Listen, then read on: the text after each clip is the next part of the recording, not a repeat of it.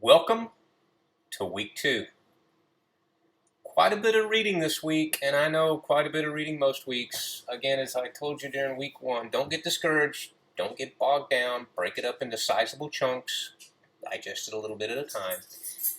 Think about how you can apply it to your own organization. Also be pulling out some of those quotes or paraphrases that you can use to support your discussion post as well as your other writing assignments this term. All right, the updated version of Selnow and Seeger, our primary text from 2021, chapters 3, 4, and 5. The authors discuss the detection or identification of risk in a communication process. And they talk about how it can be understood as somewhat of a signal detection.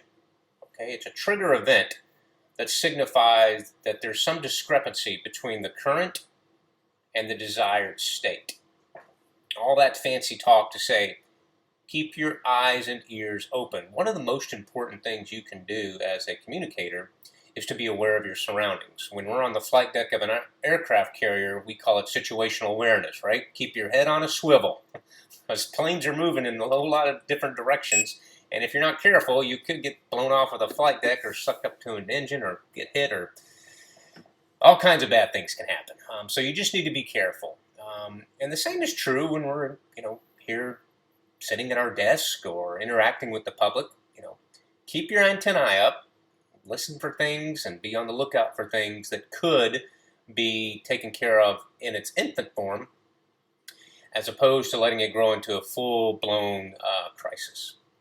All right, some models and theories we'll look at this week include the Crisis and Emergency Risk Communication, or CERC. The model organizes crisis into 5 stages: pre-crisis, initial event, maintenance, resolution, evaluation. You'll find that on page 79, table 4.2.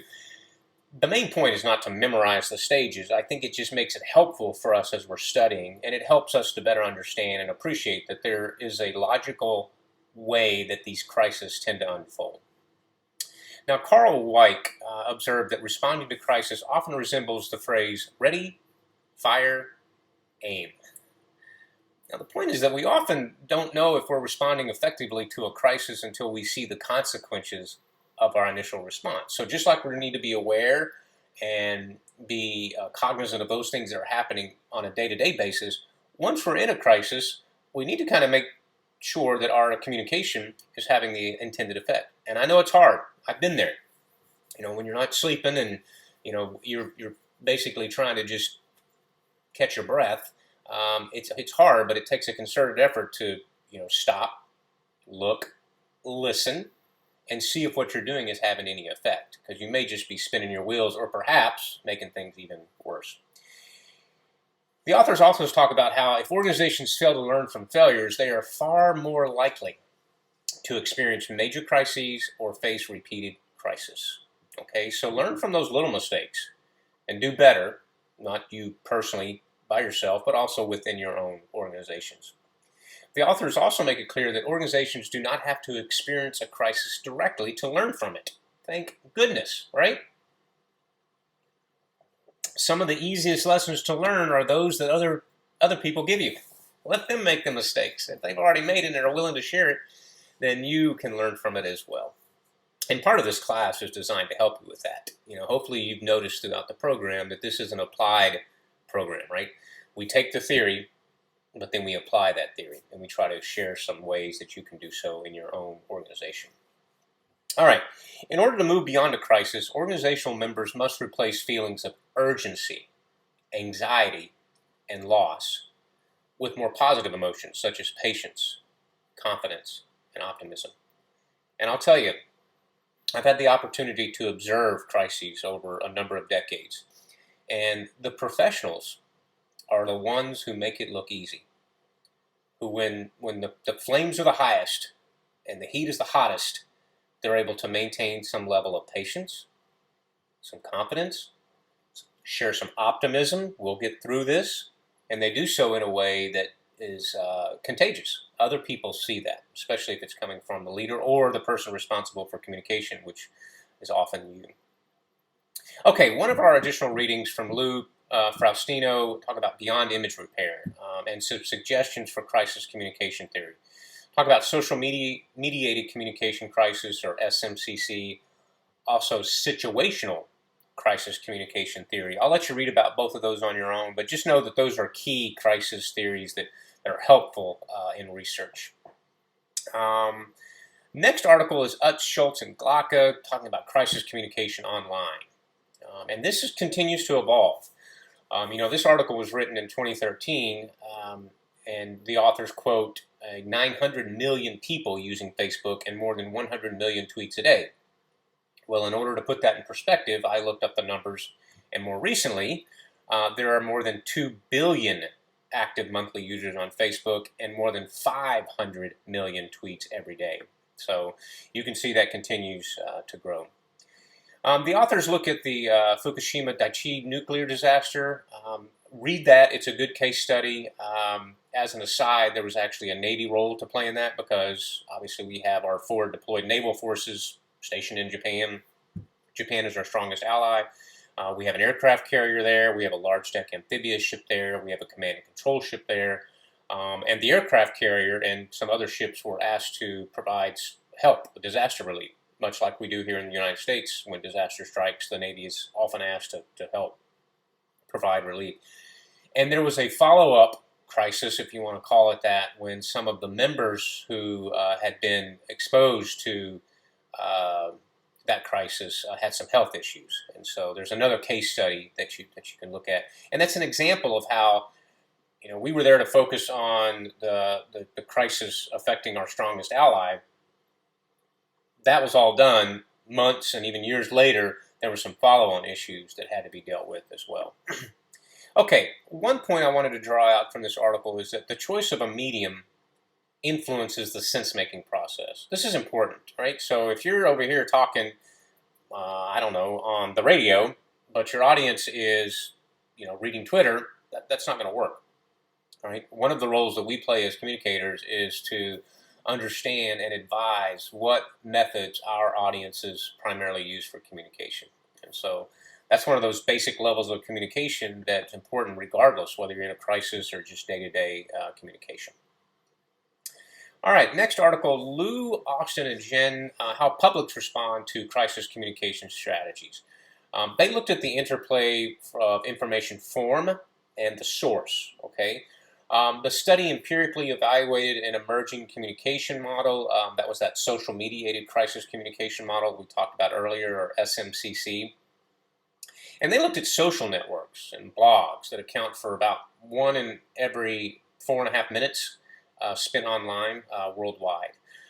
And they drilled down a little bit further and talked about how during crisis, publics tend to spend even more time online, right? And so this can affect how organizations manage crisis. You'll see a lot of crisis communication happening online now. And when I say online, it's generally social networks, right? So you'll see a tweet, you'll see a post on Facebook, maybe if they have a blog, they'll share a link to that. And if you don't already include social media as part of your normal communication plan or your crisis communication plan, you should, because that's where a lot of, not just people directly, but also news organizations get that information. All right, next article, Holtzhausen and Roberts. They conducted an investigation into the role of image repair theory as part of the strategic conflict management. The case study they used was at the Air Force Academy. They employed 2 theoretical frameworks. I'll let you read about those, but essentially the highlights are that the first is image repair strategies in the context of crisis communication. And the second is a contingency theory in context of the strategic management of conflict. A few of their relevant findings is that a proactive approach, most effective. No surprise there. Don't wait for it to hit you in the face and just let the waves put you down. Find a way to get ahead of it. Be proactive. Bad news does not get better with time. Okay, the more information you can get out as early as possible, the better. Okay, if it's bad news, get it out. Because when it comes from you, you gain some credibility. You also have more of the facts, and so you can provide the context and other things that you'll want in sharing that information. another key relevant finding was that whether or not statements actually are true is irrelevant. Audience perception is all that is needed to damage a reputation. Okay, now we in public affairs, public relations, communication, strategic communication, whatever your role is, always, always, always tell the truth. There is no resource that we have that's more important than our credibility. And our credibility depends upon telling the truth. Always. Okay, there's never an excuse for being untruthful. The point here is that even if you are being truthful, if the audience perceives that you're not, that's what's going to damage a person's reputation. So you start with the truth, and you make sure that you communicate it in a way and using a method as well as a medium that reaches your audience in a credible way and that they perceive as relevant and truthful. Okay, and then the final point, which I love, is that at no time is communication more important than in a time of crisis. This is where communicators earn their stripes, right? It's where the people in my organization, in the U.S. Navy, people that have proven their value in an organization, it's often during times of crisis. Those people who can use their own experience applied in a thoughtful, methodical way and make a real difference, not just for the organization, but for the other stakeholders who are affected by the crisis. Okay, final article for the week. I told you they were off this week. Is Coombs, Protecting an Organizational Reputation During a Crisis. Coombs explores a little bit further that situational crisis communication theory that we talked about before. The important point I wanted to bring out from this Coombs article is that there are a wide array of stakeholders. Okay, I intimated this just a moment ago.